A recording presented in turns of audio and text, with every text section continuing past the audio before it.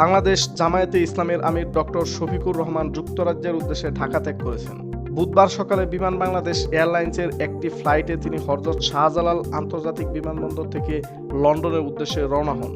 জামায়াতে ইসলামের পক্ষ থেকে জানানো হয়েছে, যুক্তরাজ্য সরকারের একটি প্রতিনিধি দলের সঙ্গে পূর্বনির্ধারিত বৈঠক ও কর্মসূচিতে অংশ নিতেই এই সফর।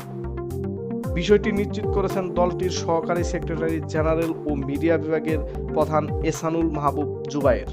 তিনি বলেন, ব্রিটিশ সরকারের সঙ্গে নির্ধারিত কর্মসূচি থাকায় বুধবার সকালে জামায়াতের আমির লন্ডনের পথে যাত্রা করেছেন।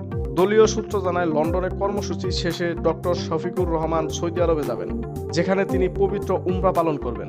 সবকিছু পরিকল্পনা অনুযায়ী থাকলে আগামী 21 ডিসেম্বর তার দেশে ফেরার কথা রয়েছে বলে জানিয়েছেন জামায়াতে ইসলামী। এদিকে লন্ডনে অবস্থানকালে বিএনপির ভারপ্রাপ্ত চেয়ারম্যান তারেক রহমানের সঙ্গে জামায়াত আমিরের কোনো সাক্ষাৎ হবে কিনা এই বিষয়ে জানতে চাইলে এহসানুল মাহবুব জুবায়ের জানান, এই ধরনের কোনো তথ্য তার কাছে নেই। মোহাম্মদ বাইজিদ প্রবীণ, এই দিন এই সময়।